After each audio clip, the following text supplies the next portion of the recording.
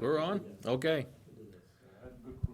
All right, it's 5 o'clock. We're gonna open the Board of Selectmen meeting for Monday, October 19th, 2020. Green.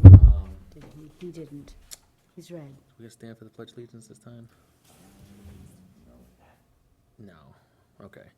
So let's, and welcome Kevin. Thank you. Thank you for coming up here.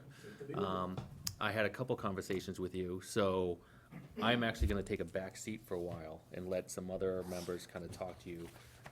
But I did share your resume, and I did share the conversations that we've had in general, kind of about what your background is, what you're looking to do possibly, what we need in town, more importantly, and see if there's a fit. So, just to recap, I talked to Kevin, what, 3 weeks ago now, maybe? I think it's about that, yeah. Very good conversation, very well educated, very well experienced. Who, Kevin? My mic? Yeah, can you push? Push the button on top and it turns the little thing green. There you go. There you go, sorry. Red is mute. Red is mute, and it was red. You Okay, know? I failed the first test, great. That's all right, that was a gimme. And then, like I said, very well educated, very well experienced, very well spoken. But really want to see, one, what kind of person you are. See where we're at in town, where we could use the help, where you might be able to help, see if there's a fit, and then kind of go from there. Sure. So, does anybody up here, let's go around the horn. So this is Kathy. She's been on the board This is my second second year. term, yeah, second year. Bill, he's been on the board for 4 years? Nice to meet you, yes. How many years? 4? Oh, good, I thought you said 40 for a minute. I Well, was gonna say, He started Sometimes very- it feels like very that. young. Okay. Let Sometimes me it make a feels like note of that. that. I'll see if that was Way too Kathy, I old. would have said, oh, you got on the board when you were 3, but, Yeah. you guys, that's all right. Mike, I've been on the board for about 5.5 years. Jason's been on the board a couple months. He's new, so we're gonna grow him a bit. Congratulations. And Ed's been on the board for about 5.5 years as well. Great. So, does anybody have any questions for Kevin? I mean, like I said, I had a couple conversations for him. Maybe, Kevin, you have questions for us. But I really do want to open it up and have just kind of a dialogue and let people kind of ask questions to get up to speed to where I am, and then kind of go from there. Anybody? Anybody have any questions? Don't be pointing at me. Look at that. Ed, you have any questions? Yeah, I do. All right, Ed will Ed go will start. first. There we go. Reading over your resume, it's just amazing some of the stuff that you've been able to accomplish. I made most of that up, Ed, but, no, I didn't actually. Well, yeah, I kind of figured that anyway. All the military stuff is made up, Wait, how much time can you put in here in Groveland? Well, it depends on what you need. I make no bones about the fact that I'm not interested in doing full-time. If you need full-time, and I always encourage boards, I get called probably 3 or 4 times a year to consider interim positions.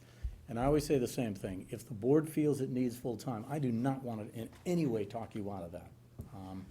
So there's a very good stable of very good retired town managers around. Often when a board, well, I'll give you a good example. Townsend called me a couple of years ago. Actually, it was probably like 3 or 4. They wanted 5 days a week, and I said, I'm not willing to do 5 days a week at this point in my life. And they said, oh, okay, well, we'll do less. And I said, no. If you think you need 5 days and you need what you need, you don't accommodate me, we accommodate you.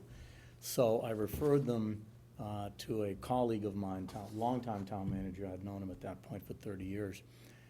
He became the interim, and they liked him so much that they didn't even advertise for the permanent position. They just hired him, and this fellow Jim's been in it ever since. So if you folks feel you need more than I can provide, I do not want you to accommodate for me. You need to do what's best for you and your citizens. And if that's the case and I can't accommodate that need, I would be very happy to give you the names of a couple people that I think would do a great job for you and are in the market to do full-time. So please don't feel any deference, to me. I'd be flattered, but I would also be very disappointed because I don't want to do that. Now, having said that, And you always try to walk a fine line when you're doing an interview. I mean, you try not to sound arrogant in any way, but on the other hand, if I don't say good things about me in an interview, kind of doing myself a disservice. Yeah. The reality is, at this point, with 40-plus years of service, and I've been, just like you folks, started my career as a selectman for almost 9 years in North Reading. And then I remember my town manager said to me one day, you know, you really love this, don't you? And I said, yeah, I really do. And he said, you know, you can get paid to do almost the same thing. I said, really? So I went to grad school and got my first job, actually, before I graduated. And I forget where the heck I was going with that, but the important thing is, I can do 2 or 3 days a week, and more than that would be just more than I'm really looking to do at this point in my life. I've got another part-time job. Ironically, I do health insurance consulting for cities and towns. I work as an outside consultant to a company called NFP. They've got just a little over 100 cities, towns, and school districts now, in fact, a lot in this area. And that takes me, you know, in the summer, I almost don't do anything, but at this time of year and through the renewal season, which goes to March-ish, you know, it can be 20 hours in a busy week. And believe me, it's not a matter of not wanting to work, because if I'm not doing that, I'm doing something else. I'm hyperactive. I retired at 60. It was too early on, to be honest, and I tell all my colleagues, don't go at 60, stay longer. So I'm working 50, 60 hours a week anyways, but I'm dividing it between that. I do special projects for cities and towns. I'm writing the charter for the town of Dunstable right now, and I told Salisbury I'd do a seminar for them for a couple of days to teach their department heads how to do collective bargaining preparation. So I'm always doing stuff. So it's not a matter of not wanting to work. It's frankly not wanting to commute an hour and a half one way every day. And so if it's your wish to have more time, you know, to have somebody basically full-time like Denise was. Denise was a student of mine at Suffolk, ironically. And if you want somebody who's got, you know, that talent level and that time, then, you know, I'll help you. But after doing this for so long, I would submit to you folks, I can probably do what most of my colleagues at a much younger age with a lot less experience would do in a lot more time than I need to give you to get the same amount of work done. And believe me, I'm very sensitive to this. I don't mean that to sound the way it sounds. But the plain fact of the matter is, as you get experienced at any job, I don't care what position it is, you develop ways to do things more quicker and more efficiently. And so I can do a lot of things quicker and more efficiently than perhaps somebody who's newer to the profession could. So it is certainly conceivable I could get, you know, in a couple days a week, could get an awful lot of work done for you. And I've done interim jobs lots of times before, and very often I'll go to a board of selectmen after I start full-time. When I retired 6 years ago, hard to believe it's been that long, I did a lot of interim work, and I would routinely go to boards of selectmen and say, you know, you just don't need me full-time. Why don't we cut back and save yourself some money? And I only once had a board say, you know what, you're right. All the rest of them said, no, we want to keep you here full-time. So it's up to you folks. You know, you need to do what you think is best for your community. Well, right now, we have kind of a mishmash of employees taking on the responsibilities, right? We have Catherine taking on some, we have Ellen taking on some, we have Caitlin taking on some, which is, it's working. Sure. But I think we need a little bit more structure, especially as we move into budget season and town meeting season and everything that's required for the warrants. And Yeah, it's all coming, isn't it? it is, and I'm not sure that we actually have that capability to continue doing that the way it was done with Denise. Yeah.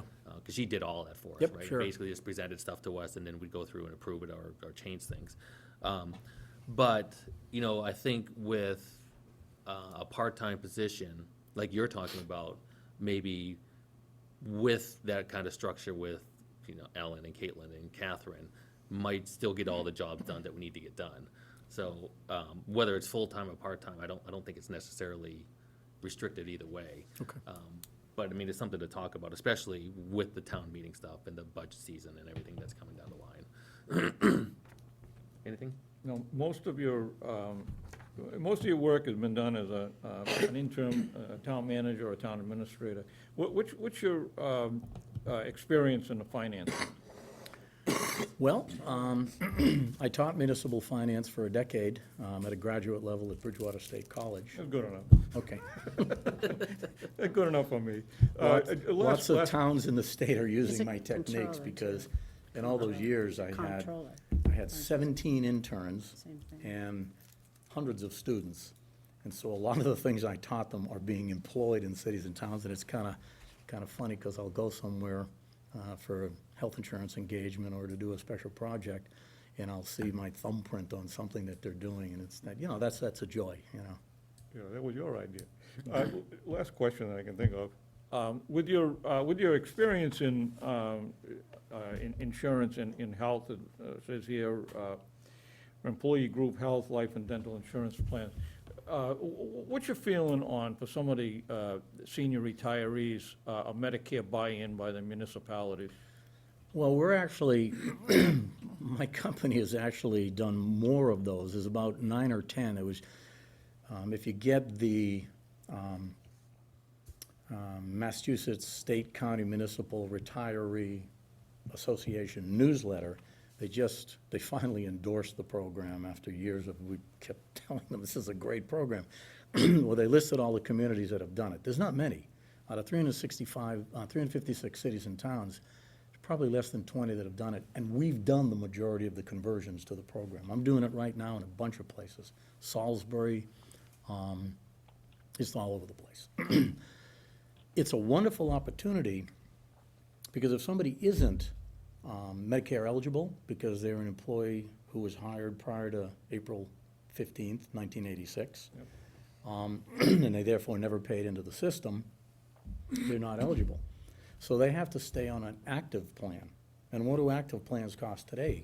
$25,000, $30,000, and an employee, a retiree, is paying anywhere from 25% typically to 30%. That's kind of the average of that bill. And it's prohibitive. So I do seminars all the time with seniors, retirees and communities, and I say, look, by the way, there's the estimate of the State County Municipal Retirees Association is there's 10,000 retirees in Massachusetts who are not Medicare eligible and are on active plans. So I do these seminars and I say, look, we can cut your cost, your premium, by about 25%. We can eliminate co-pays and deductibles that you may be paying because you're on an active employee plan. And we can do the city or town that you're part of a great favor, because let's face it, I'm 67, so I can say this, as we age, we use more health care.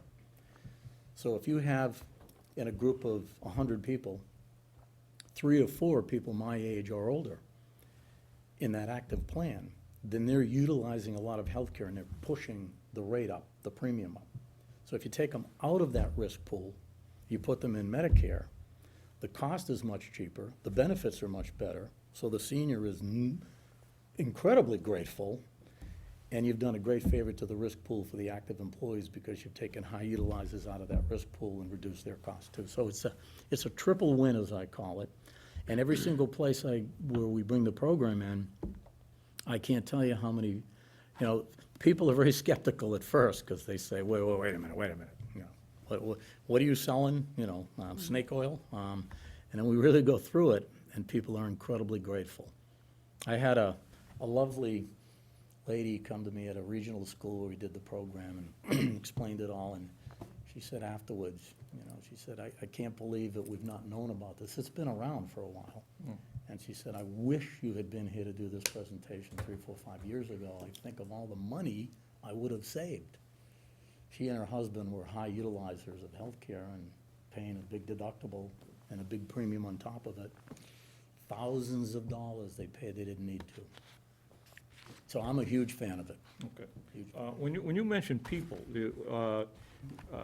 skeptical, people as far as the former employees or the powers to be in the town? No, powers to be in the town, once they understand it, we show them how it works. And then we give them a couple of articles, you know, like state kind of municipal employees have endorsed it. There is no skepticism. Where the skepticism is with seniors. And I'm finding myself now as I'm getting older, I'm less accepting of change. It's funny because I won't necessarily say no, but I certainly am more skeptical of change now.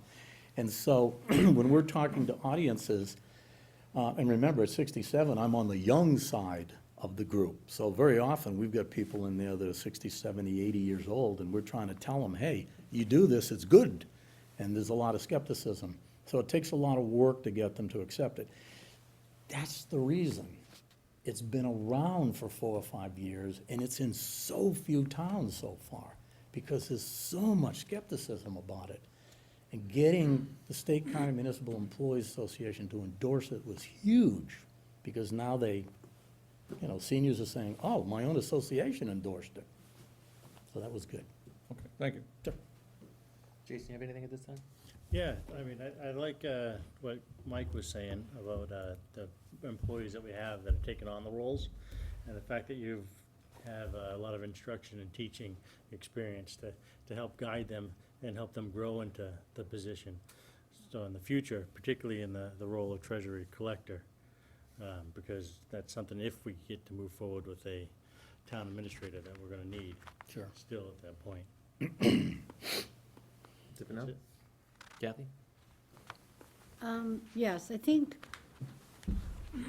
looking at where we are right now, in my mind, it would make very little sense to try to bring in a full-time person to how we're operating right now. We've kind of put a few patches in place, but we know that the patches won't take us past into December. So we need to have some kind of an interim plan to move forward. And I think you have the background as controller, so you've got the accounting, you've got more than a financial background, more than enough problem-solving background. And that's probably what is going to be one of the primary duties. And I think that's probably what Denise is getting hit with on Fridays, and why she said when she worked Fridays, she didn't want any phone calls or emails from us.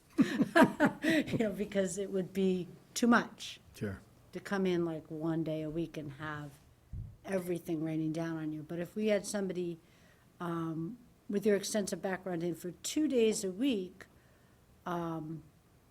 we could first of all take some of the pressure off of the employees that did step up for us, but they didn't step up like, this is what I was hoping to be doing. They did it because we asked them to do it. And I know we made a big ask, and they are doing everything they can to fulfill the duties, but it's a lot. Yeah, I'm sure It's a it lot, is. and I'm concerned that our audit reports, which were beautiful, might suffer a little bit because of the amount that we're placing on 2 critical positions. So you might have the answer to the question, like, we need to have someone who can be bonded as our treasurer. Are you that kind of person? Can you be bonded? I think I'm safe as long as you don't talk to my wife. I think I'll be okay, yeah. It's right here, it's not even on Good, camera. Not okay, as even on long as the camera. We'll delete questionnaire. Nobody in Groveland will know this, it's I kn- between you and me. I remember very well filling out the bonding questionnaires when I Yes. was a treasurer, and, Okay. and also signing them on behalf of my financial officers when I was a town administrator. Right. And as long as I don't have to hand that to Ann and have her sign, I think I'm good, yeah, I'm That, okay. that's what I would think too, okay, because well, for people that haven't had to do that, like the people we. She's watching asked- at home, I think, right now, so Okay. I'm in this is gonna cost me dinner later, Bob I'm has us sorry. live in his office. That's- so Yeah, let's just great. watch it. Nice dinner out and some extra jewelry, I'm sure it'll be fine. No, on a serious Putting a note, few thoughts there. on a serious note, yeah, I would not represent to you that would not be a problem, and then find out later it is, so. No, Right. as I like to say, my life has been lived in the fishbowl, as we call it, in the public sector. Right. So if I had ever done anything that would cause me to fail a bonding process, you would know all about it, because it would be known. Okay, because that's a big issue that's creeping up on us quicker than we would like it to Sure. be. And of course, we have the budget process, and we do need a directive on kicking that off, and I feel like we don't have a person in-house now that could actually develop, other than Denise, so it would be someone like you to come down with, this is what you should be looking at for your directive to the departments as to how you to present the budget and where they should be thinking, where our revenues are. Looking forward to coming out of this COVID. We need to be clear on our directions to our departments. Sure, sure. In order to avoid what you can imagine, right? Do you have a process where Denise used to meet with the board and kind of get an idea of what you folks had in mind in terms of budget goals, how much you wanted it to go up, what you didn't, what your priorities We were? kinda did it the other way. Before you called for the budgets? She told us what our budget goals and directives should be, because she had a very good handle on Okay. the Right, she would meet revenue. with department heads, get an idea of what they're thinking individually as their budget, and then what the 2% increase or whatever would facilitate for the next year, if that was part of it. And then present it to us and be like, this department needs a little bit more because they're lacking in this ABC, this department needs a little bit less because they used less last year, and then recommend budgets based on that to us, and then we would go through the process and approve or change or not approve, and Okay. Right. I But think- she did a little more than that. She would like lay out for them, okay, this is what I expect you to present as far as any increases. And if there's something outside of this, it's going to have to be presented and justified in this manner.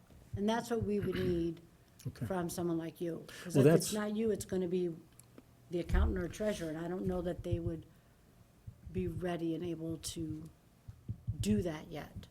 Well, doing a process like that is, is, budgeting 101. I mean, it's very straightforward for me to do. I've done it It thousands is of for you, budgets, but and- not, for people that we've now put these responsibilities on, Sure, it's by not, all because means. they haven't had to do it Sure, before. So this could help us move through a pretty rough period for us, so and they could actually learn if they wanted to. Well, if, Yes. if, that would if I'm not anything else, I'm an inveterate teacher. Right. And I just can't help myself. Right. So, one of the incredible joys of my life is teaching people and then having them be colleagues. Right. People I call up and ask questions.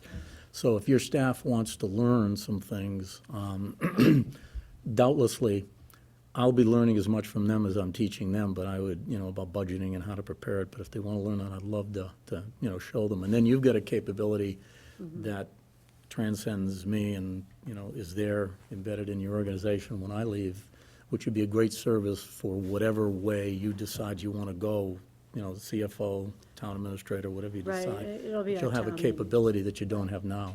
We're governed by town meetings, so they will make that ultimate decision, but, so we have, and we do have new, our staff is fairly new, and especially our assessor's office is turnover after, about 30 years of service of one person, one-person office. So that's a concern, that we don't really have any oversight for people that might have a question about where to look for something. And even though you maybe haven't been in this town, you've been in enough towns, like you said, it's not that different. We all go from the same rule book.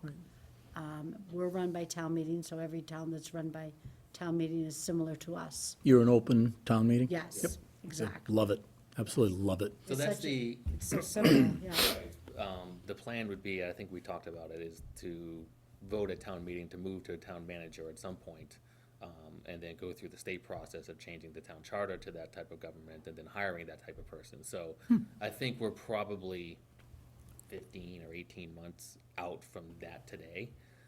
So that's really the gap we're trying to fill with Well, somebody. any help you need as part of the job, were we to come to terms, and I came here to help you, assisting you through the process of thinking about different kinds of forms of government, and then once you decide that, giving you ideas, and then actually drafting a charter for you, that's actually something I do. I'm doing it right now for Dunstable, and I've written a number of others. You know, I know this is hard to believe, but I actually wrote a book about how to write a charter with a professor from UMass Boston and a lawyer. Thing was this thick. It's all about home rule in Massachusetts and what charters are compared to the state and all that. Sad to say, after we labored on this thing for well over a year and wrote it, we couldn't get it published because nobody wants to buy a book about how to write a charter. Go figure. I mean, we thought it was such a wonderfully interesting topic, right? Nobody in the world cares. Right. But along the way, I learned a lot about charters. So I ended up chairing a speakers bureau for the Mass Managers Association, the MMA, Mass Municipal Management Association. And we used to, we had a group of about 10, 15 senior managers. And we would go to cities and towns that were considering a change of government, and we would discuss with them pros and cons of different forms. Executive secretary, town administrator, town manager, and mayor, believe it or not. Yeah. And very proud of the fact that our Speakers Bureau went to Braintree years ago, recommended a town manager form because it's a big, complicated city, and they completely rejected it and went to a mayor. So I guess we were ineffective, I don't know. But that was part of the background that I noticed after talking to you and then looking at your resume, that those conversations and that kind of guidance would help facilitate this over the next. Yeah, it could be very helpful to you because it just fits very neatly into my skill set. You know, what you sound like, at least in part you need, matches well with my skill set. Right. So that, hopefully I could help you. And there's managers right around you, Wayne Markey from Danvers, Buzz Stupczynski from Andover, both retired now, who are wonderful resources that I can bring here to you for no charge, to help have that conversation with you about different forms of government and pros and cons, and to help the board to kind of decide, you know, where you want to go. Right. If I could, though, I'd Yeah, like yeah. to just redirect back, because I don't want this to seem like we're interviewing someone to help us, our task group, find the town manager or town. What we immediately need now is someone to take some of the workload off of our two critical positions, our assistant treasurer, our accountant, and to some degree Catherine a little bit, because you're trying to help with procurement, but procurement can be complex, and she does not have Sure. that training yet. I do So- want to be honest with you, Kathleen, I don't want to represent that I'm an accountant. I'm not. No, we have an accountant. Okay. We can because check with the if you- accountant. As I said to She's- Mike, you don't, you know, No, I we- can also, because of my military medical training, I can actually take out your appendix, but you really don't want me to do that if there's No, a I do doctor not, around. no. You don't want me posting the general ledger if you have an actual No, accountant. that's I not- could do it, No, but no. No, it's the additional duties from Denise that we started to just kind of heap onto these people. So now when calls are coming in, honestly, I have not asked them who's taking the calls, because I was kind of afraid the answer, you know, because I know there's probably a lot of calls. So those calls could be handled by someone with your background. And then the procurement Oh, yeah. process is a big, no, it's a big deal. I don't think we've acted on many of our town meeting articles because of that, right? We still have things we Well, haven't done. Denise is getting to what she can on Fridays. Right, well, that's, I mean, But it's not, right, yeah, it's not like it was efficient like it was when she was here full-time. Yeah, Correct. in my RFP, IFB, RFQ library that I've maintained, I get called constantly, hey, KP, do you have my nickname KP, do you have an RFQ for engineering services? Sure, here's 3 of them. So exactly. there's probably not a lot that's not in my library that you would need in a community the size that we can quickly produce for you. So, Okay, so like, for example, the reason we're all sitting in this room instead of our town hall is that the whole system that records in there Yep. evidently failed. Yep. So the question was, okay, does this have to go out to bid? Is it on a bid list? We don't know this. Yep.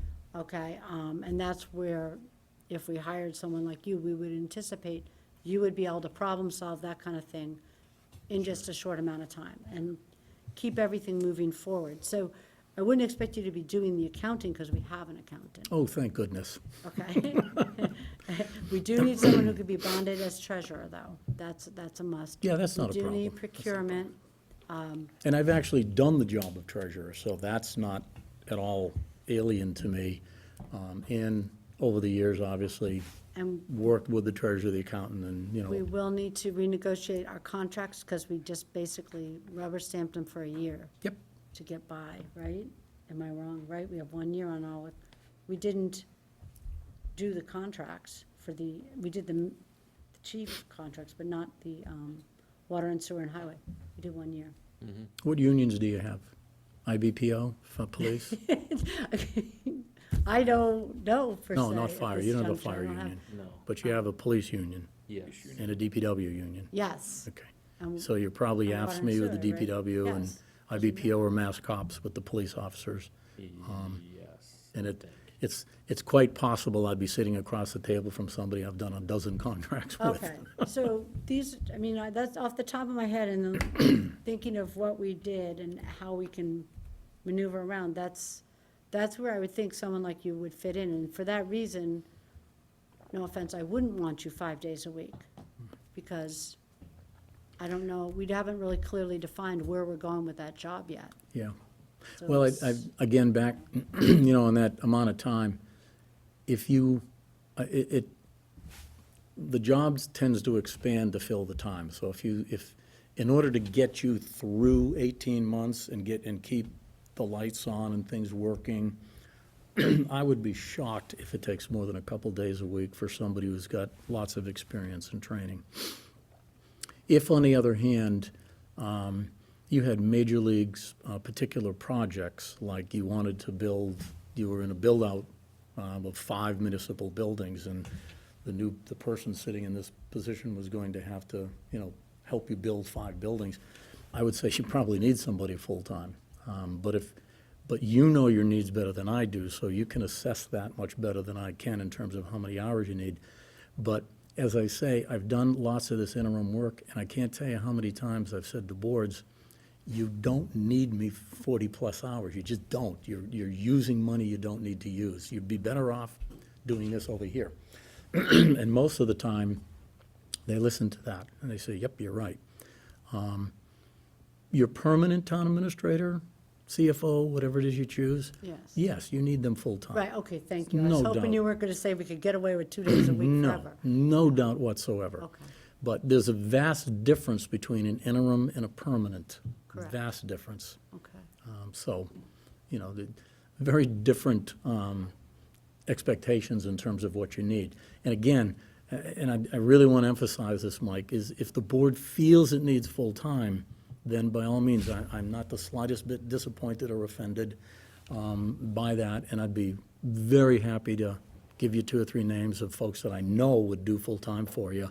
I've got a guy in mind right now who's between jobs, and he would love to have a full-time position, and he's a 30-plus year manager, he'd do a great job for you.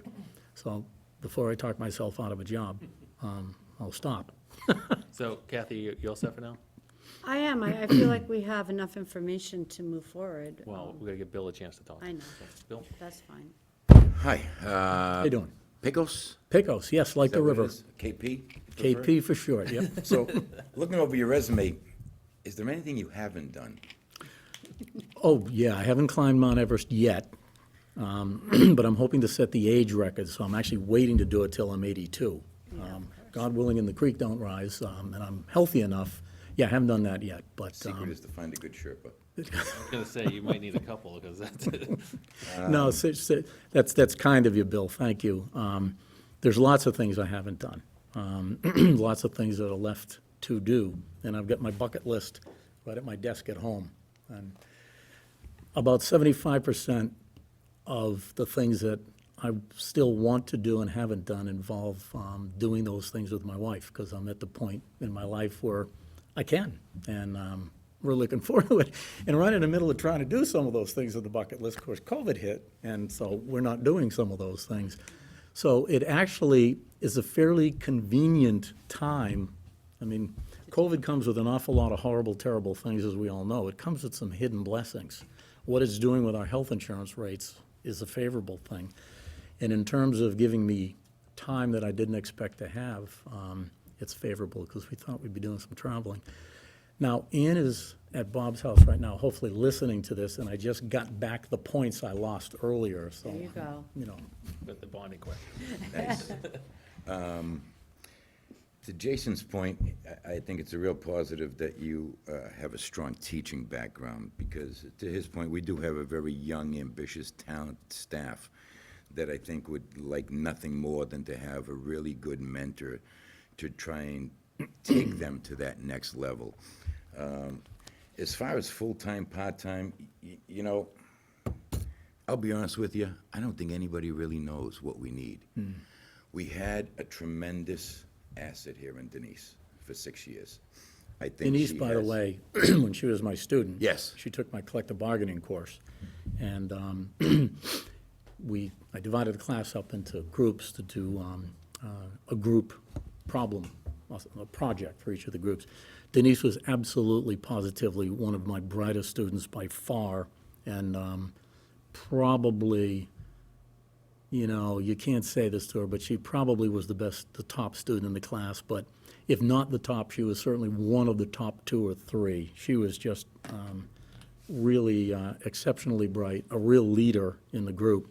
And you were very fortunate to have her for as many years as you did. She's really an exceptional person, and she's going to be a great town administrator. She's going to be a rock star. Yeah, I call her blessed. I think we were blessed to have her for the last 6 Now, I've got years. another student that's nearby in another town, so you can't say that I said she was number 1, because he'd be very hurt. You won 1A, you know, it's Right, all in the 1A, same 1B. family. But I think over the 6 years she was here, she put in a tremendous amount of processes that should be easy to replicate with someone of your experience. The problem is, the folks left may not have that experience To execute them. to execute the processes. But I think you'll find the budget process is very tight. I think she's put in place some very nice standards, spreadsheets, in order to kind of elicit the kind of information we need. Most of the budget is done line item, so we always have the opportunity to look over every portion of everyone's budget by line item and question, you know, rise or decrease in any line. So that's not a problem. Putting it together would be more of the issue. Now, what Denise probably was more to me, I don't know how the rest of the board feels. Her greatest asset to me was the ability to be a sounding board for this board. She would steer us away from trouble when we were heading down that path. Which was a lot. Which you could be often. I mean, none of us do this full-time, let's be honest with you. So, you know, a lot of it is, you know, we learn as we go, we try to educate ourselves as we go, but sometimes we don't always know what we don't know. Right. And in that respect, she was always that tremendous sounding board to say, you guys are about to run afoul, so let me, you know, steer you back. Is that something you could perform for us in that capacity, to be that sounding board if we were starting to go astray or, you know, begin to move off the reservation, so to speak? Would you be that sounding board to say, whoa, whoa, whoa, hey, you guys are about to do something you don't really want to do? It may be stupid, it may be short-sighted, whatever, and kind of bring us back in off the ledge. My experience is, I like to say, I'm a real deep believer in the democratic process, and very much in the role, I love local government. I mean, I made a conscious decision to do it. I could have gone to state government. I had an offer to be a stock market trader. If money was the goal, it could have been there. I could have gone to law school. I was accepted. But I made a conscious decision to commit to local government because I love local government. Just love it to death. Probably the most important job that any town administrator does is advising the board. In fact, if you were to say to me, what are my expectations from the board? My expectations are 0. My philosophy is that I'm here to serve the board and to assist you, except for one expectation, and that is that you allow me the privilege of asking my opinion on things before you do them. Now, once you ask my opinion and I give it, then I believe very much it's your choice. And sometimes you'll choose to make a mistake, in my judgment. My job is to advise you of the potential mistake. You are the elected representatives of the people, and that is gold to me. I didn't decide to spend 40 years in the military going places in order to protect our way of life without being deeply committed to what that way of life is. And that way of life is you're the elected member, you're the elected representatives of the people. I'm not. I'm here to be an advisor, to be a technical person for you, to help you not make a mistake, if I see you might make one, to give you my best professional judgment on any question coming before you, but to also respect deeply that you are the elected representatives. Too many of my colleagues forget that. And they get into tug-of-wars with boards about authority because they don't understand the fundamental truth. They are an appointed administrator. They're not to supplant the role of the democratically elected officials. So the only thing I would ever ask of you is to allow me the privilege of giving you my advice. And then you decide what it is you want to do, and I'll execute that for you. So that's a long way of saying, Bill, that was like a mega softball for me. Thank you for that question, because it just cuts right to who I am and what I believe deeply in. So would I advise you? Oh, God, yes, that's what I love to do. Good. So in that respect, if this all works out, I would always want your honest opinion. You will have it, believe me. Now, I do a advice lot of, I do a lot of phone calling to board members outside of meetings and asking you things. What I don't ever want to do is get into a meeting where you're about to make a mistake, I think, because I neglected to take the time to chat with you outside of the meeting, and not give you the benefit of my best perspective and advice so that you can consider that. So I spend a lot of time calling board members on the phone and saying, hey, let's chat about this thing coming up, whatever that issue is. I view it as another part of the administrator's job to help you bring consensus. I mean, that's what we're here for. We're here to help 5 people with 5 very different opinions make forward movement for the community. You have the job, and I remember it well from those many years ago, of taking 5, what can be at times disparate, different opinions on a subject, and still achieving progress. What your citizens and no citizen anywhere wants from their elected representatives is what we're seeing in Congress right now. We don't like it as a nation. We're all upset about it. Count me first among those people, because I'm watching a unit of government that's incapable of getting anything done because they've all forgotten what public service is about. The nation comes before the individual, period. I'm steeped, every fiber of my existence is steeped in the tradition that you folks, and God bless you for being willing to serve, believe me. It's not easy to get people to serve these days. But you've got that job and you accepted it. And my job is to help you make that progress by blending those opinions into something that moves the community forward. I recognize what the role is because I've been on both sides of the table, and I'm just really profoundly believe in, my job being an advisor to help you and make progress. So you'll never hear me arguing with you in public. You're just not going to hear that. And I will tell you, if I do come to work with you here, the very first time one of you says, geez, Kev, we don't think you're really cutting the mustard anymore, one of you says that, one of you, I'm all done. Because if I can't serve all 5 of you and do it in a way that you're happy with, that all of you say, you're getting done what we need to be done for our citizens, then, I'd rather go fishing. I mean, I just, if I can't be effective for you and help you, then I don't want to do it. You need to get somebody else who can be. I really believe in it that strongly, I really do. No, I'm not blowing any smoke up your nose, trust me, it's who I am. Right, but don't be discouraged by, you can't please all the people all the time, right? So Oh, well, I know that. keep I that know in perspective. But I at least want you to be able to say that I'm being helpful to you and helping you build consensus and make forward progress, that's all. Oh, absolutely. I'll be blowing up your phone if this works out more than you'll be blowing up my phone, because I'm always looking to learn something I didn't know before.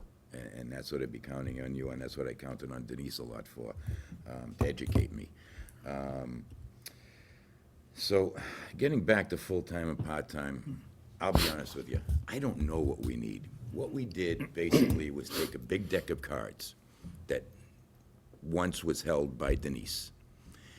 And when she left, we passed out the cards. Sure.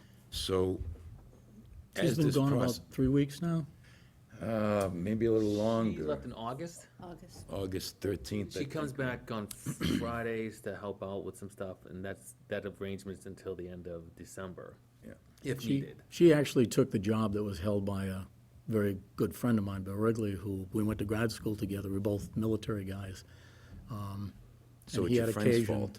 I'm sorry? So it's your friend's fault. It's my Yeah, 'cause friend's he fault, retired yeah. and that job opened. Well, I'll make it even worse for you. He actually asked me my opinion of Denise, and I said absolutely glowing things, so now you can really hate me. So now we're done. No further questions. But Bill's Yeah, right. you're all done, buddy. Bill's right with Wrap his it up. analogy with the cards. We had all this stuff that needed to get done, and we had Yeah. limited people in town hall that could actually do it, so we divvied it out, so. So, The good news about people like Denise, extraordinarily talented. The bad news about people like Denise, extraordinarily talented. and extraordinarily dedicated, and she put in a lot of hours. So my point is, I, for one, do not know how this is all gonna work out. You may start 2 or 3 days a week, and then 6 weeks down the line, come to us and say, my God, guys, you really do need a full-timer here. I mean, it's just too much. Or, hey, this is easy speasy. She has a really good process set up. I can pretty much step into this role and take it on, and 2, 3 days is probably more than sufficient. I don't know. I'm not a fortune teller, prognosticator like that, so I don't really know how it's gonna work out.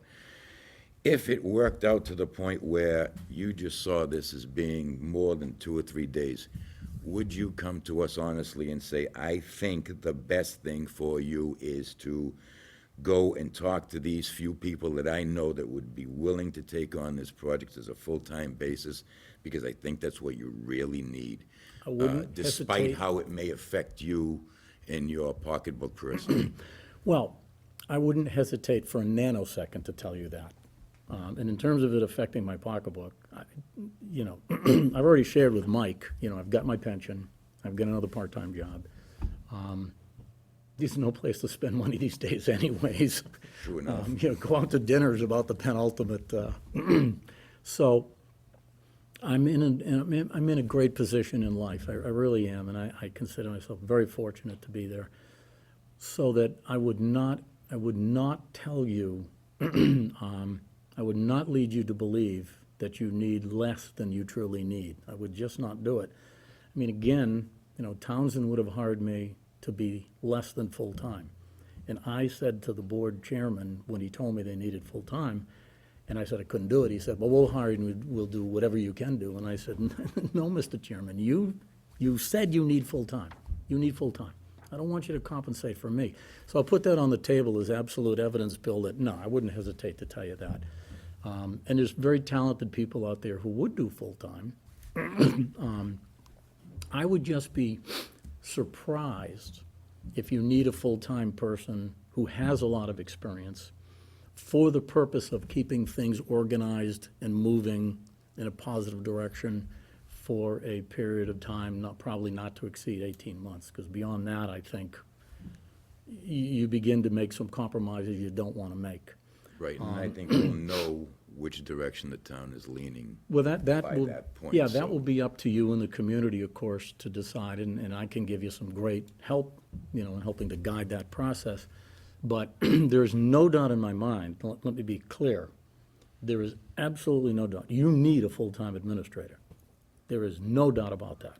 in this day and age, for a community the size of Groveland, where you're located geographically, with the laws and the compliance things that you have to do, and the challenge, I'm telling you, there is a difficult time coming financially for every city and town in the state. Oh, It's coming. We know it. All the deniers out there, I spend an inordinate amount of my time talking to my former interns, who are all town administrators, and my clients, who inevitably engage me when we're done talking health insurance. They say, KP, what do you think about this budget? I had a colleague call and say, Brian in East Bridgewater said, would you come over to the office and help me put my budget together? I said, because of COVID. And he said, yes. And so we did. We constructed a 15% reduced budget, and then another 5% option for further reductions on top of that.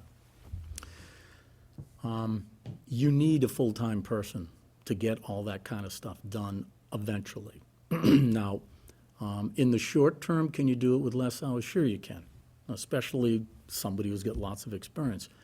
But I will tell you right here and now, don't go beyond 18 months. If you decide that we're gonna work together part-time, great, love to do it.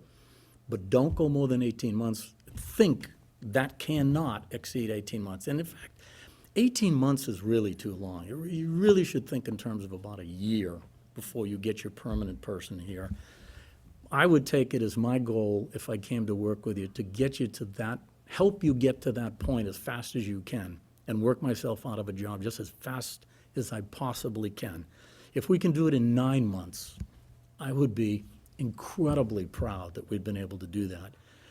6 is crazy to think that, but 9 is realistic. We might be able to do that. So I wouldn't hesitate for a second, Bill, to tell you. I really won't, because it's, for me to do that is contrary to everything that I'm about. Right. You know, my life is dedicated to local government service. I wouldn't do it a disservice. I just wouldn't. I say to you right now, you know, if you feel you need full-time, then let me help you find somebody to do that, and I'm all done. So why would I hesitate to tell you that in 3 weeks or 5 weeks or 10 weeks if I thought that was the case? I wouldn't. Great. One last question, because you brought it up, which kind of triggered my mind from the news I saw last night. State's going to be in some really serious problem with the COVID, the loss of a lot of revenue, and now it seems like we're going to have an added impact possibly on that revenue with the state of New Hampshire filing suit in federal court against the state of Massachusetts about remote workers. This could potentially be millions, tens of $millions It'll in be tax billions. revenue. It'll be billions. Billions. Yeah. In tax revenue, if the state of New Hampshire successfully argues that the money was earned in New Hampshire, and therefore, because New Hampshire is a tax-free state, no income tax, these employees are not obligated to pay mass income tax. Because they're not traveling to Massachusetts. Because they're not traveling, they're working in New Hampshire. This could potentially be, again, billions of dollars in lost revenue. How do you see that impacting, if that were to be successful? The good news is that case isn't going to get settled anytime soon. You're going to have a lower court decision probably 2 to 3 years from now. That's probably going to go to the circuit for appeal, because whoever wins and loses, Will appeal. they're going to take it to appeal. And that's a case that's going to end up probably in front of the SJC. Now, that's at least a 5-year process. So I don't know how long you're planning to be on the board, Bill. So I'm not that sure might how be long I'm something. planning to be alive at this point, so you've So- taken me beyond All right, where so I the- need to So go. the good 5 news years is you fine. probably won't have to make decisions about it. The bad news is you may have to, as a taxpayer, you may have to, bear who knows what implication of the decision. My observation after more than 4 decades in government is that you don't very often see a clear winner and a clear loser in a decision like that. Because the implications are too destabilizing to the loser. And the courts don't tend to do that when they're dealing with local government. They might do it to IBM or Raytheon or whatever, a big company. And there's lots of landmark cases where companies really got, massacred financially. But they don't tend to do it to units of government, because at the end of the day, a unit of government, if they punish a unit of government, if they punish Massachusetts and say all that revenue can't be ours, they're not just hurting a unit of government, they're hurting the entire population of the state of Mass. Correct. Not likely that's gonna happen. You know, we've got a Republican governor. You got a Republican governor in New Hampshire. A lot of these things, while they don't always cut across party lines, a lot of things do. And it's likely they'll work something out before it gets to a case where a judge has to decide. Now, working things out, compromising could very well mean that Massachusetts loses some revenue, because right now it's 100% our way, Right. and we could lose some.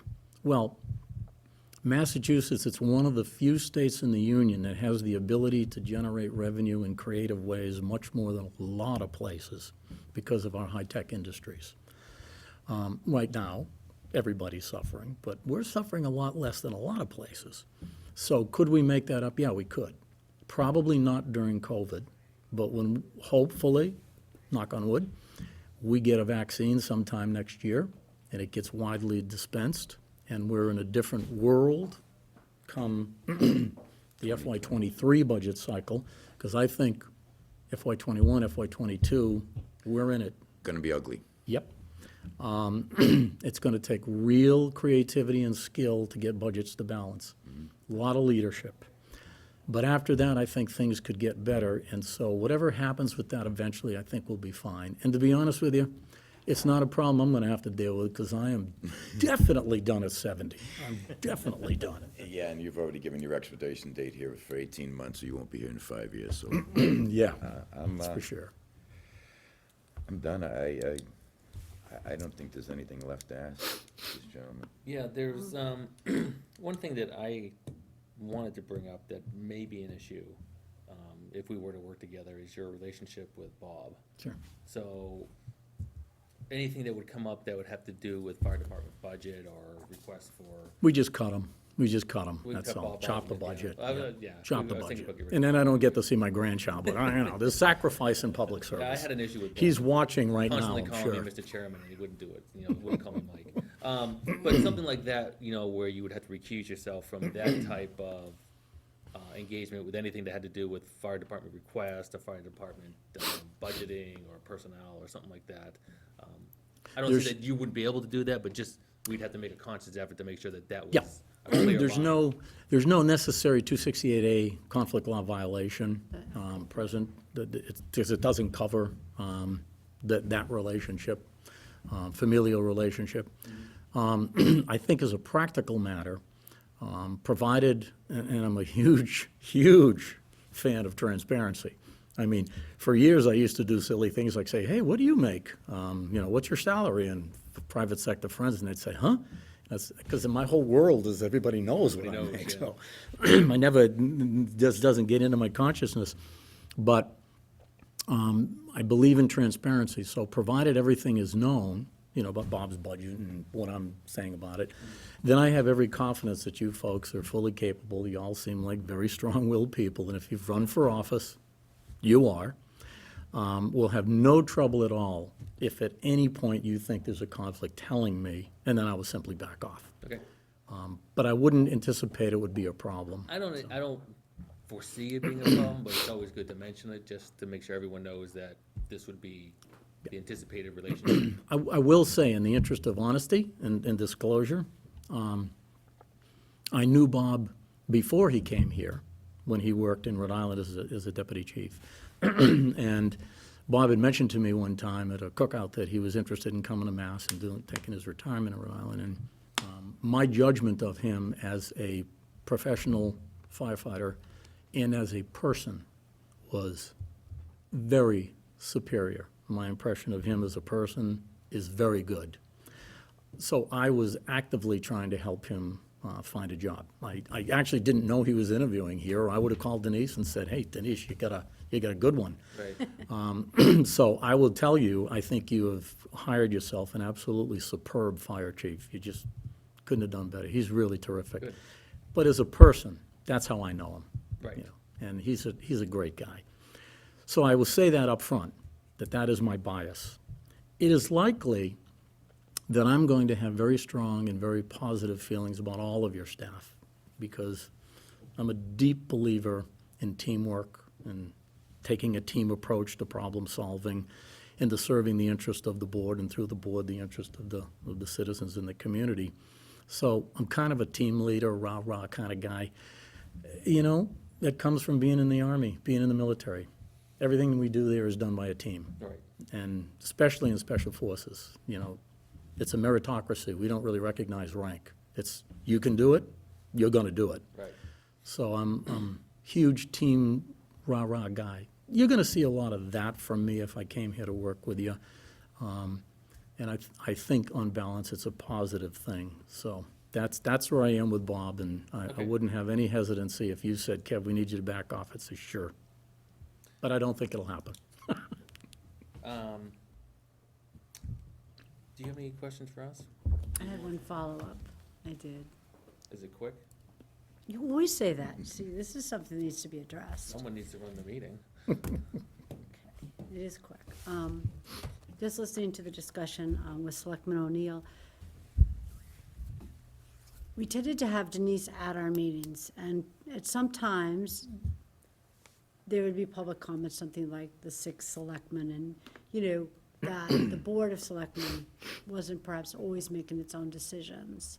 I like the way you spoke about giving us, wanting us to come to you for the advice, but then letting us make the decisions. So my only follow-up question is, do you feel that you would need to be present at our meetings for Yes, that relationship absolutely. to happen? Oh, yeah. I can't possibly not be at your meetings. So I part think of that's our. critically important. Okay, so, but that would mean then part of our part-time of you being here would be you being with us. Oh, sure.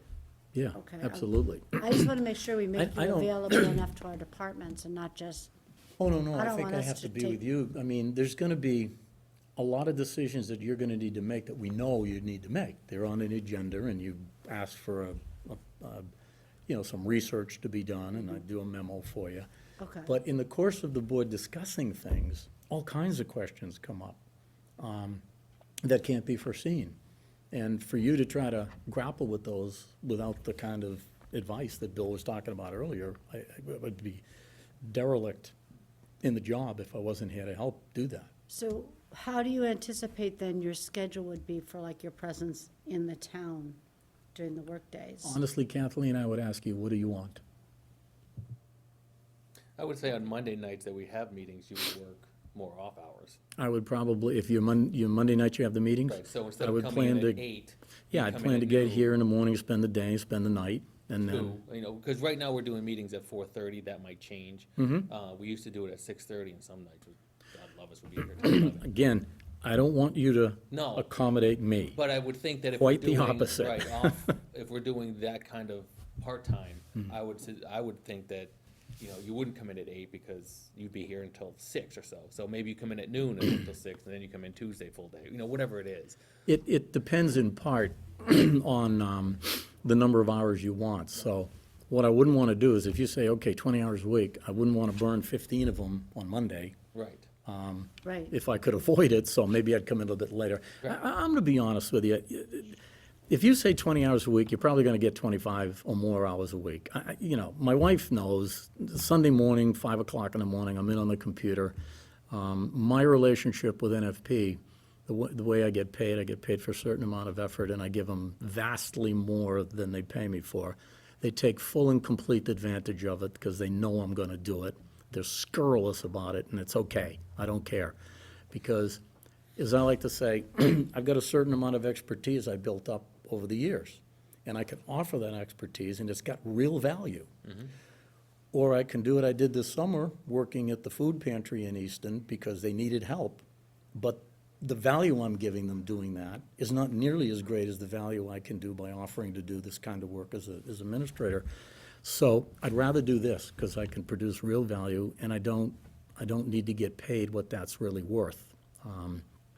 So if you say to me, Kev, you know, we like to hear for the meetings Monday night, and that means you don't need to be here at 8 o'clock in the morning, the chances are you're going to see me at 8 o'clock anyways.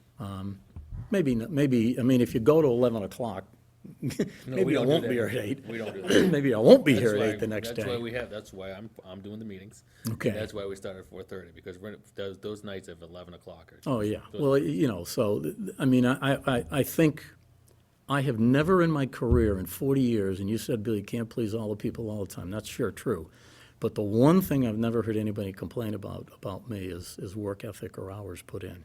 So whatever you pay me for, you're gonna get more, trust me. It's just, I cannot help myself. My wife is watching right now, laughing, just going, oh, good Lord, he's doing it again.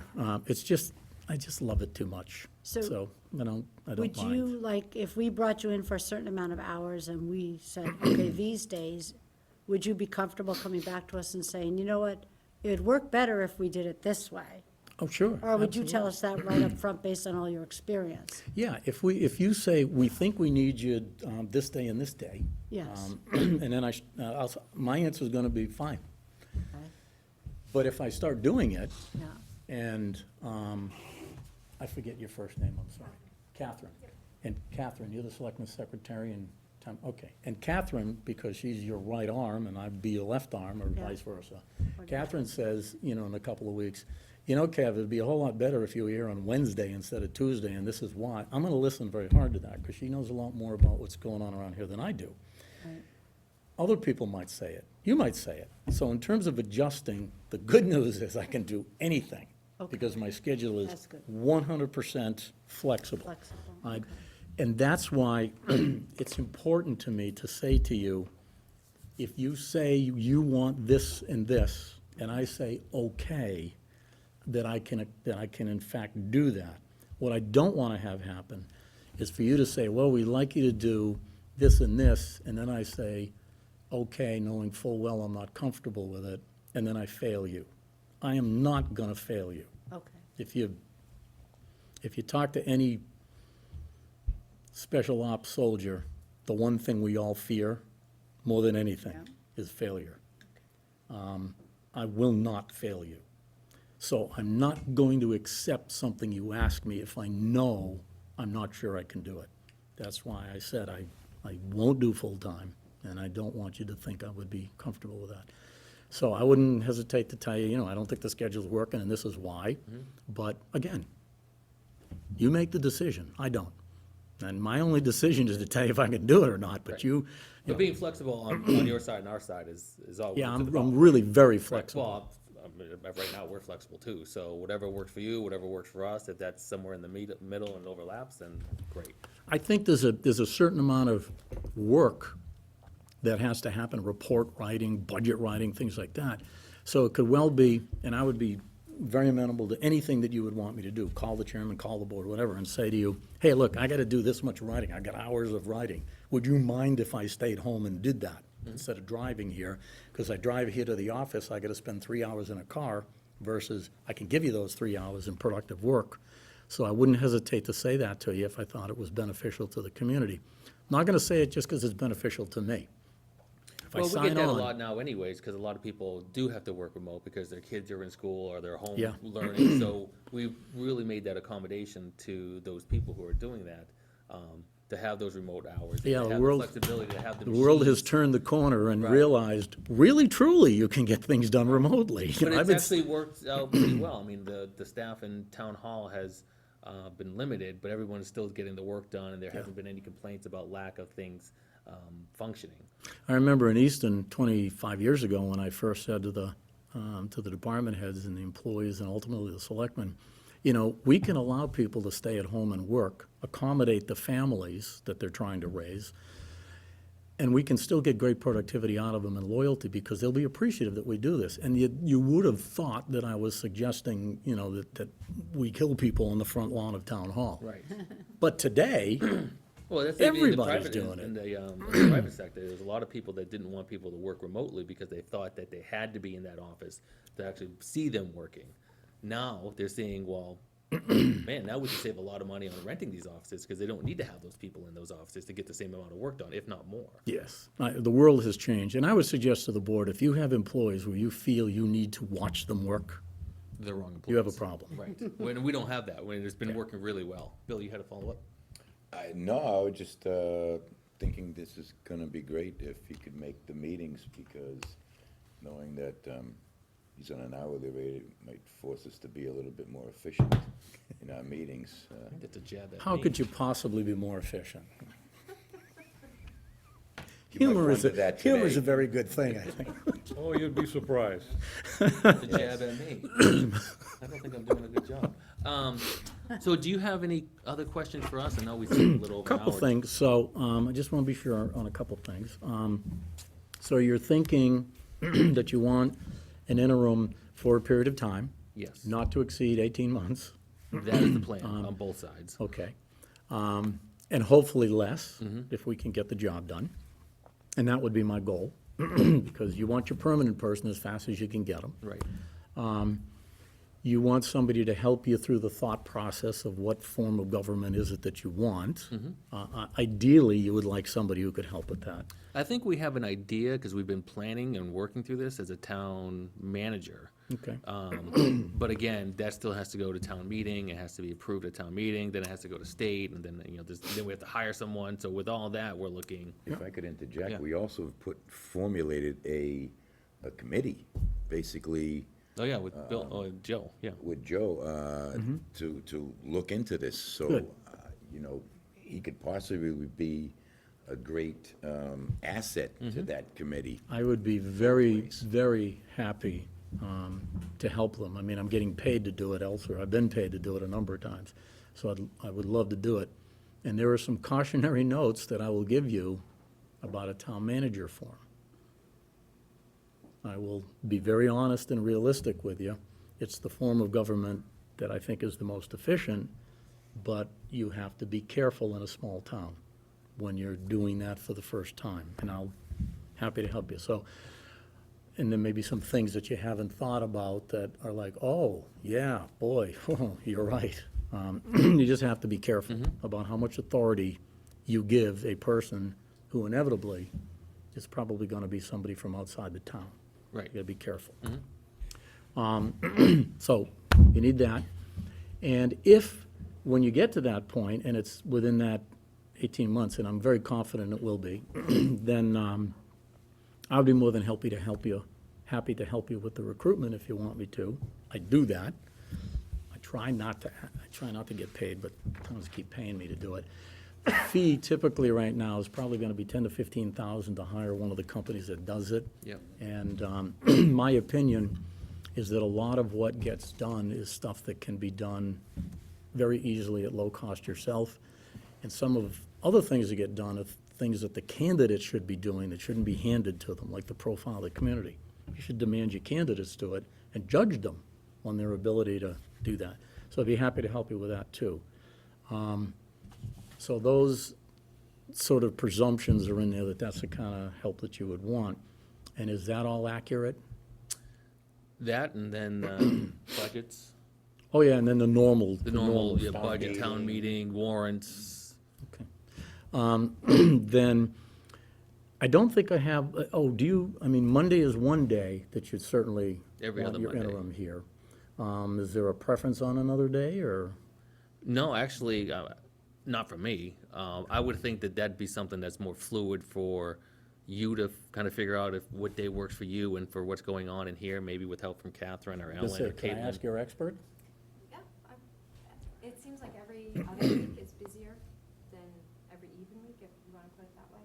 Okay. Because of payroll and. You don't, COVID and- do you have department head meetings when you all get the senior staff together to chat? No? Okay, because some towns do, and they say, and some towns say, it's the first Tuesday of the month, and you cannot violate that, and so, I'd have to accommodate that, but, okay, if that's so, that's, You would be able to make your own. okay, so the only other question would be, is there regularly scheduled meetings when you, other than the board meeting, when you absolutely need the interim here, so that I just know that before I commit? Finance board? Maybe a finance, but that's, Well, the finance director is a de facto member of the finance Right. committee. I don't even know if I imagine they've begun. Oh, maybe not. Capital usually meets around now till the end of We don't have a capital November, committee. I know. But typically, the capital improvement committee meets till the end of November, middle of December. Okay. And that's when they pass off their capital suggestions to the Finance Committee, which usually starts up about right after. the Budget New gets- Year's. Yeah, January, then we Yeah. start looking at it. And then it I really would- gets hot and heavy. I would just presume that the interim needs to be there for FinCom meetings as well. So I would just work that into the schedule somehow with the board's cognizance. Because, you know, I've always thought it's, rather than just send the department heads in to defend their own budgets, it's much better if, you know, that's done on a team basis, because I've done that my entire career. And would plan to do the same unless you tell me you don't want me to. So, Mike, those are the only real questions I have, and I would leave the board just with this thought. From listening to you, my estimation is that you'd be great to work with. You'd be fun to work with. You laughed at my stupid joke, so that's a good thing. I do hope it's fun as well as professionally I challenging think if and we and get past exciting. all this stuff, it becomes a little bit more fun. Good, You know, because as I'm too March old. came, yeah, as March came with the COVID, right, and then Denise left, then it got a little less fun. Yeah, I'll bet. And it even got more less I fun. bet it got to be a lot less fun for Hasn't you been folks. fun. So my days are really kind of packed with, you know, I have a full-time job. Yeah. And then I have this, which was a part-time job, which turned into a full-time job. You know, so my days are really packed, so getting back to where it was more fun and more interesting is really something Well, I'd like to then, get then to. I will know if we end up concluding an arrangement, I will know I'm being successful when I see you all enjoying the meetings and, you know, not feeling stressed out. Because I'm too old to be overly serious anymore. I just can't pull it off. I just like to have fun. I mean, fatal flaw. And the other thing is, I don't want you to stress about the pay. If you decide that I can do what you need, and I would encourage you to be very thoughtful about that, and not necessarily, if you feel you know one way or the other tonight, then by all means, but I would encourage you to be thoughtful about that, and be sure, maybe there'll be other questions you want to call with tomorrow that you didn't think of. But once you decide that, for me, it's a question of, can I do what you need? Is there a comfort level there? Do you feel like, oh, geez, this guy's okay, he's not crazy, yeah, I think we could work together? For me, I will say that's there. I feel very comfortable with you, and I think I'd enjoy working with you. Once that decision's made, then decide what you can afford to pay me. I'm not gonna ask you for a number. Now I'm really right back in trouble, because if my wife is watching, because she told me not to say this. I'm But still she gonna gets to say come it. up here and see your grandchild. all Well, day, I right? tried to get her to come, but she said, no, I'm not dressed to come to the meeting, and, you know, I said, you know, Mike said you love doing this so much, you do it. you do it for free, yeah, well, I actually did We weren't that. stressed out about the pay at all. I did that for the town of Acushnet. Acushnet called me up. I just finished in Southbridge for 6 months, and back then you had to worry about the 930 hours. It's, right now, that's relaxed. Right. But that could come back in January. But they picked their new manager, helped him do the recruitment, and he couldn't get there for 2 more months, and my time was up. So I did 2 months for free for Southbridge at full time. And I was all done. I was probably two weeks done, and the chairman of the board and Acushnet called, friend of a friend, and said, you know, our administrator left. I said, oh, yeah, I know him very well. He's a great guy. And he said, we thought we could do this. We're 3 months in, and we were totally overwhelmed. And I said, "Boy, you know, you really should have known that." So Kevin said, we don't have any budget.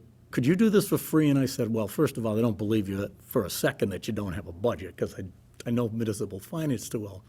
But I said, there's other reasons making you ask that question. So I said no twice, and then the third time I said okay, and I went to work for him for 4 months for free. Now, I'm not offering that because that will truly get me decapitated, and I will not live to see the dawn. But what I am telling you is the very first thing that I will ask you, ladies and gentlemen, to do is to be fair with whatever you say, because whatever you say, I'm going to accept. And so I would ask you to be fair. It'll be, you know, a lot of what we would be doing together if we do this is going to be built on trust and mutual respect. And if the very first thing you do is be unfair, I'll know, because I will have your budget. I will look at it, and I'll say, oh, boy, they really got me. And I will tell you anecdotally, Jack, Selectman in Northfield, Jack is the quintessential proverbial swamp Yankee. Great guy, I love him to death, I always will. He was the chairman of the board in Northfield.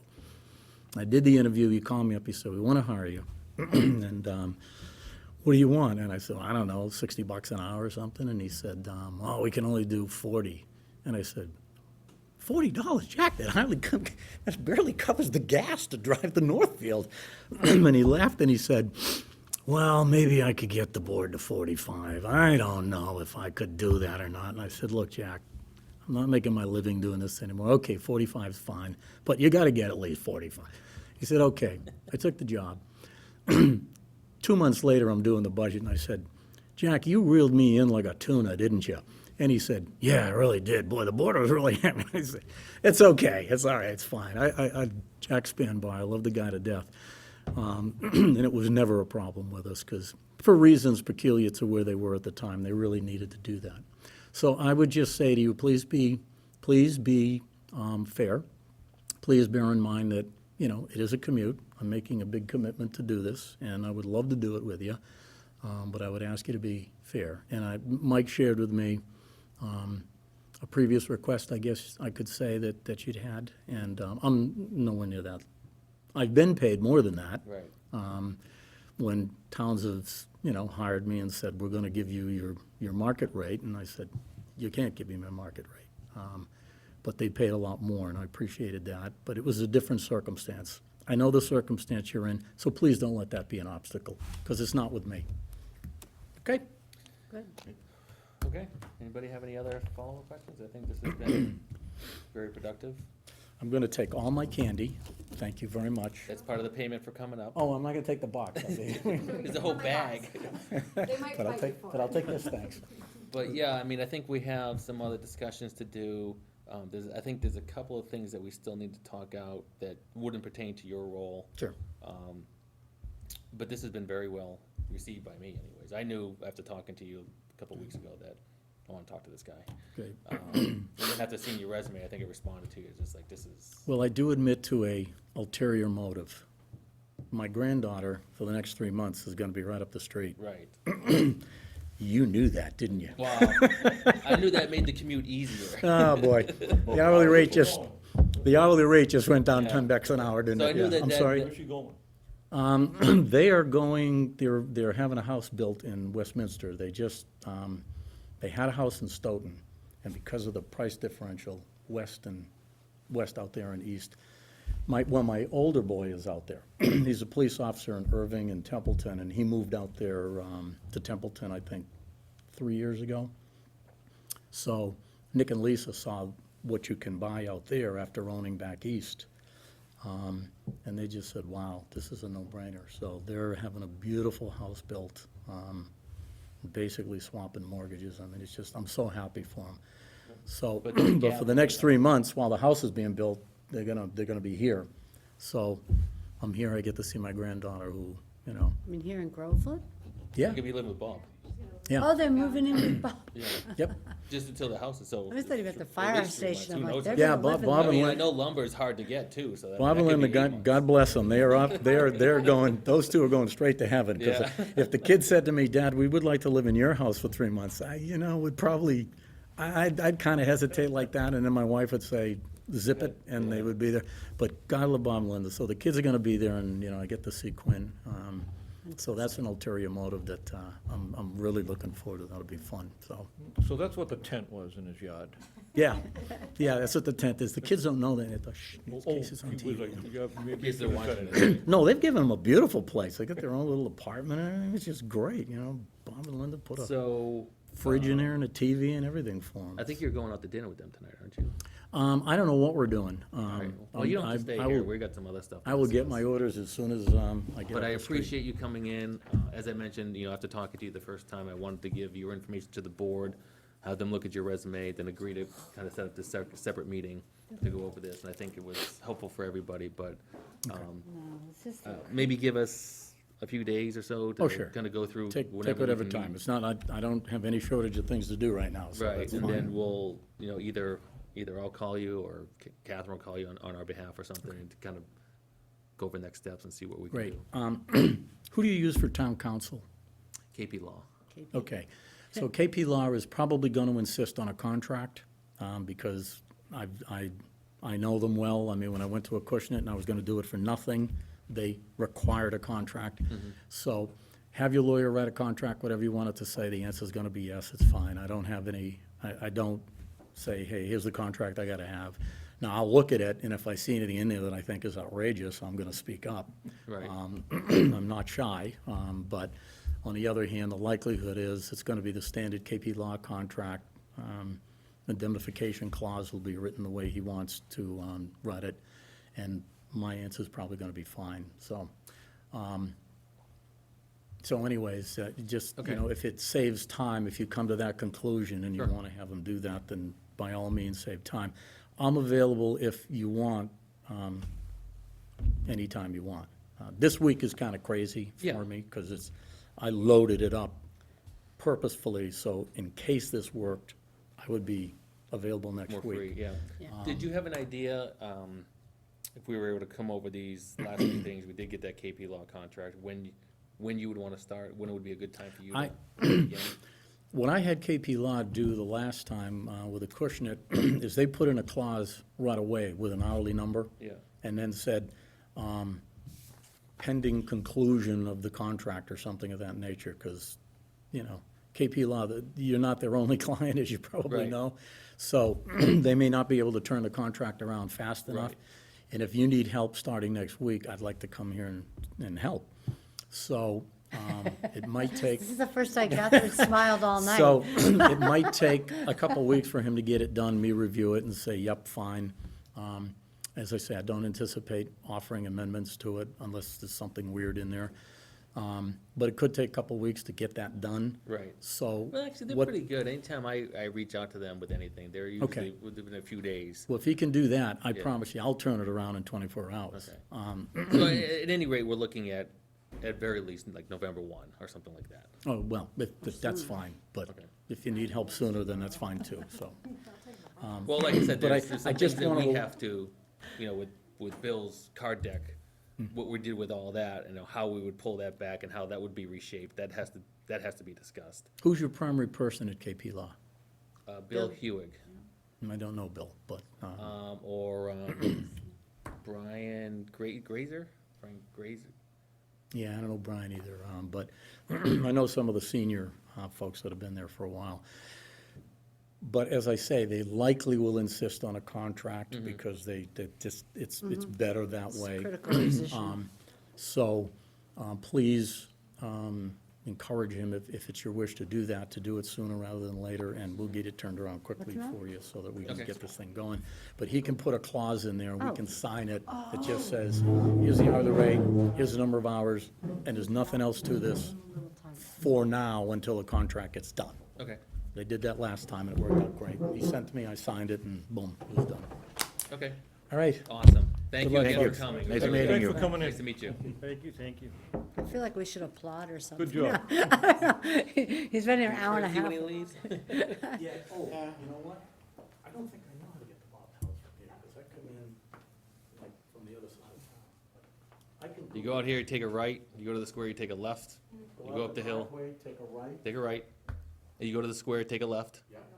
go up School Street, and then you take a left on, Oh, yeah, once I get on School Street, I'm good. yeah, then you get to the top of the hill, then it's not far on the left, and then you go into those back developments. If I get in trouble, I'll just call. But it's like, Say I'm it wrong. it shouldn't take you more than 2 minutes from Our here. town is so The small, fire you chief, can't. if he can't find me. Just call 911, he'll respond. Oh, I forgot to mention to you, by the way, I'm a licensed paramedic. I don't know if you noticed that. You would have no reason to Oh, notice okay. that. Off to the races, huh? Thanks, Chris. Bob allowing, if it would be the board's wish that I assisted with calls, I would be more than happy to do that. It's kind of a weird little, I've actually had that license for 40 years, so if that's something I can. Jeez, can you work on my car too if I bring it I downtown? can't work in the car. No, tools, that's the definite problem. Because my dad used to say to me, he's an electrician, thank God you can use your head, because if you use your hands, you family would starve.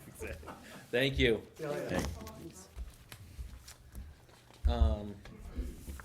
So a couple of things that I had written down that we'd have to talk about are personnel director duties. Are we gonna take that on? You know, would he take that on? How would that work? And then Who has it now? kind of Caitlin, I think, kind of us. That's what I thought, kinda Caitlin, I think. Kind he- of Caitlin, if kind we of would- us. That would be something I'd want him to do.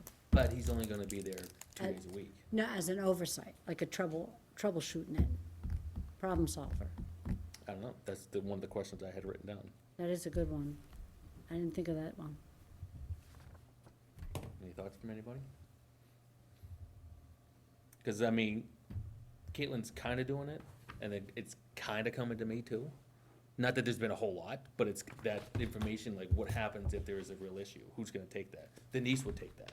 Right, so here would be my thing, is I think Caitlin's probably maintaining a very good spreadsheet or whatever she's doing about who's working remotely, who's not, and as we. Caitlin and Catherine are doing that, yes. Okay, but it'd be nice to have an oversight on that, of, an objective oversight, so they don't feel that they have to tell a comparable employee, Right. no. You know what I'm saying? That's where I feel like the problem would be, because they don't have to tell a comparable employee, no, that vacation doesn't work, or no, you know what I mean? Or have to wait till you get to us to Well, the find- department head should be doing most of that kind of stuff. But when the department head wants, you know what I mean? Right, but I- I'm talking more like real personnel issues, like I have a problem with you, and we need to have some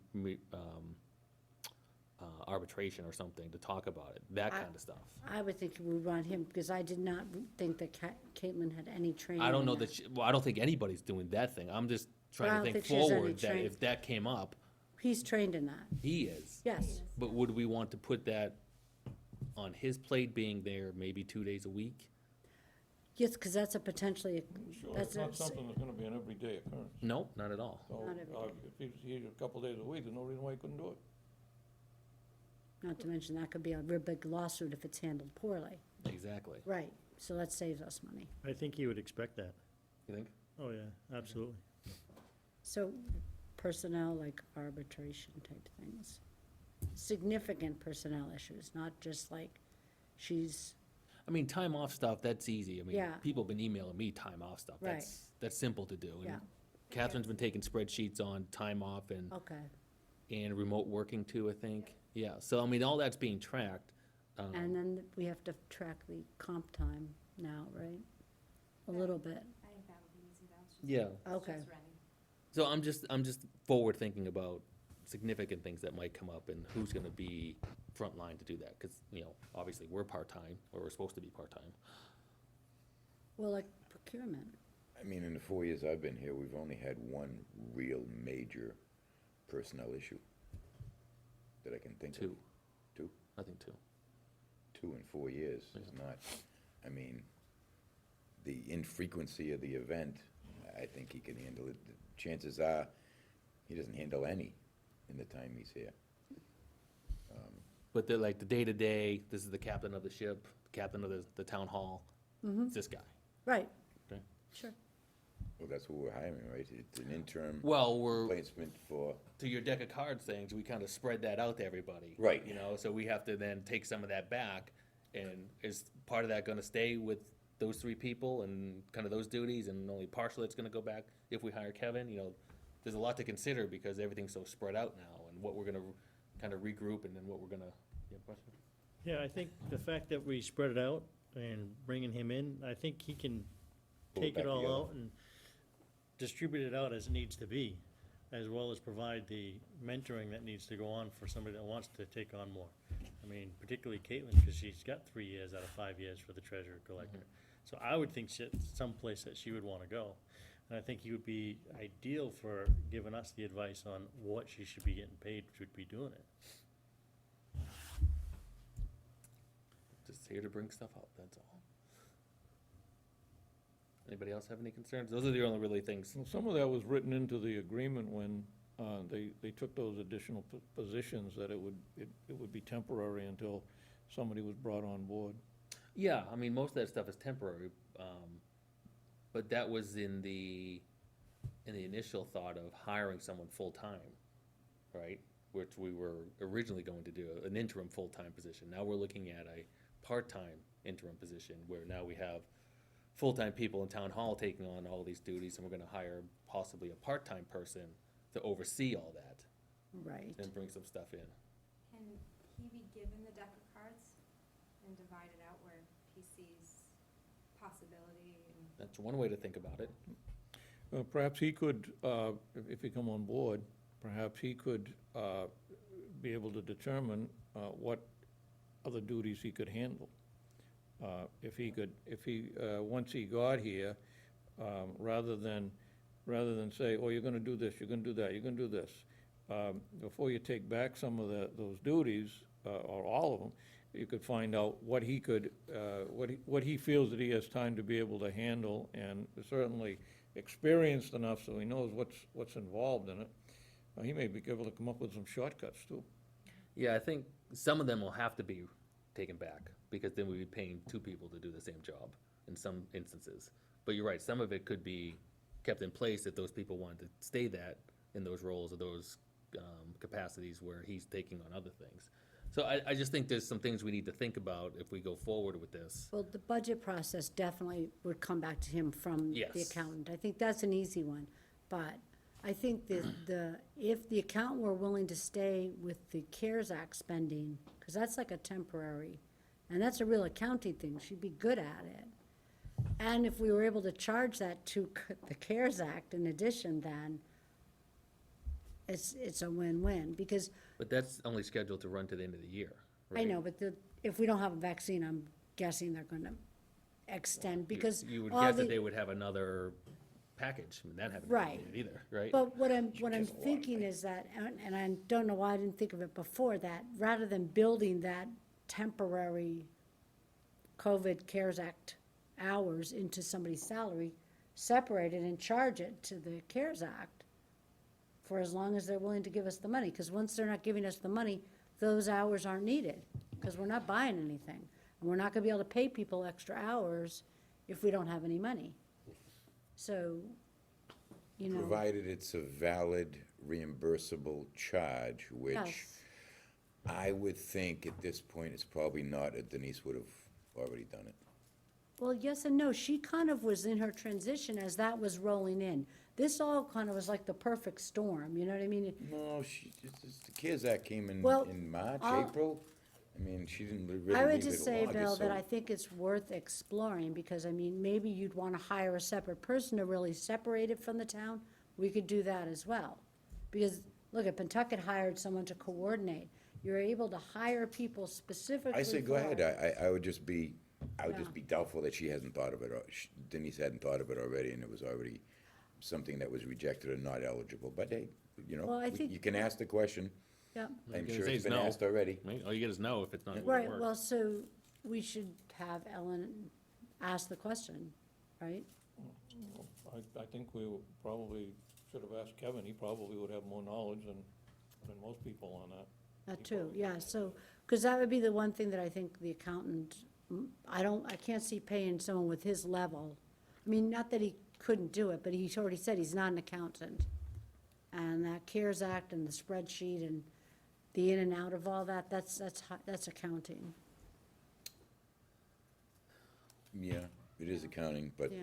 I'm thinking, I'm looking at that whole spreadsheet, and if it took me a half hour to do it, I'd probably be sleeping for 15 minutes of it, so I'm not sure how much money is really there to, I'm not sure it's a full-time job that we could justify to anybody. This takes 40 or 30 hours a week to put this spreadsheet together. It's not just a spreadsheet, there's reports, and there's a lot of paperwork involved in it. I'm not saying it's a full-time job, don't get me wrong, but it's more than just an Excel sheet. And I think we could ask Ellen to give us a rough idea. I'm sure you're gonna have to quantify it somehow to the state and Right. Oh, yeah. state to the feds. You can't just say you wanna be reimbursed. You have to Right, say I but wanna I've be got 20 reimbursed hours X worth. amount, So now that Ellen's rolling with it, she could probably give us an idea of that. I know she can. Okay. So, So you can that's get a that separate conversation, back to Kevin. But, so the budget process could come off of the accountant, though, I think, very easily. Yes. And I don't think she would be sad to No, see she it would go. not be sad to see it. So, Yeah, do we want to I guess we can vote to make an offer. Yes. I'll make a We can motion. wait a second. Oh, rats. So we can vote to make an offer. We can vote to make an offer at a certain salary. I can reach out to KP Law to do the contracting piece and see how long it'll get that in place. I bet you it's already in template. I'm sure it is, and I'm sure it'll only take a few days. But it's really up to the board if they're comfortable with what Kevin had said to us today and the answers and the conversation we had, and if it's something we wanna do. I think this is the perfect stopgap we've been looking for. I think he is who we thought we had a couple of months ago. I No, agree. no, he's Well- way better. Well, no, I'm talking in terms of a stopgap measure. Yeah, yeah. Right, we were looking for the stopgap. This is an even better. That's where the comparison ends. This, yeah. And that was my thought when I initially talked to him on the phone a couple times. I was just like, this could be really good. But, you know, I wanted to meet him in person, obviously. We wanted to get his personality, which I kinda got on the phone, but I wanted to meet him in person and get the personality. And then I wanted the board a chance to have a conversation with him, figure out if it's something that they're comfortable with the type of scenario that we're trying to put in place as we move through this process of 9, 18 months, whatever it is. And then see what we wanted to do.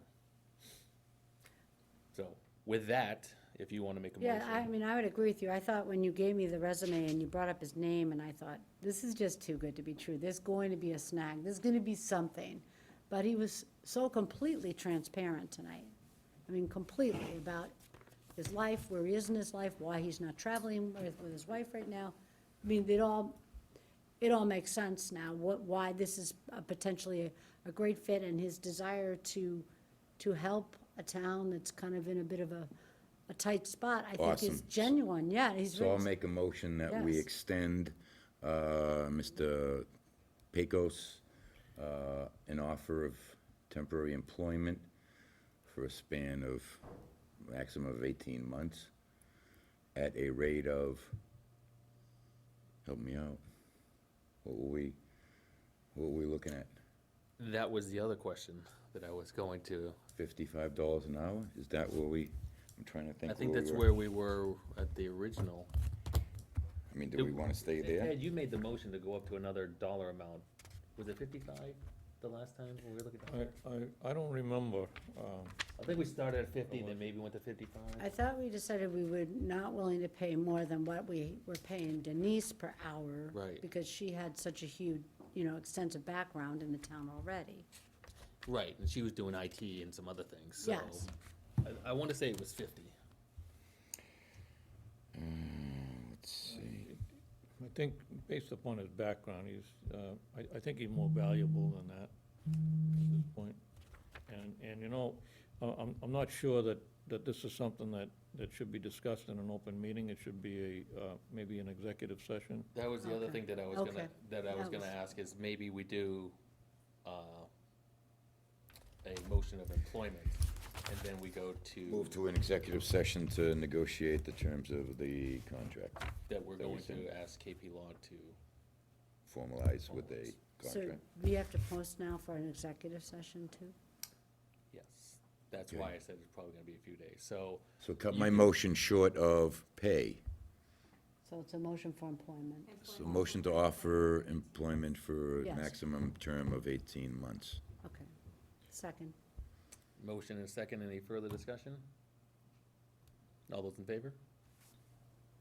All right, Motion to adjourn at 6:44 PM. Second. all those in favor? And you would be doing the same thing you do with other employees. You offer to enter into a contract subject to a negotiation procedure, like others, that you voted to offer them a contract, provided successful negotiations of employment. Yeah, Yes. so, Mr. Chair will have to set up an executive session for us to discuss that. Yes. Because any Which- discussion outside of that would be open meeting law violation, I think, and we've just adjourned the meeting, so. So, Yes. we'll have to look at maybe Thursday, yeah. What day is this? What day is this? It's Monday. I know, it's been a long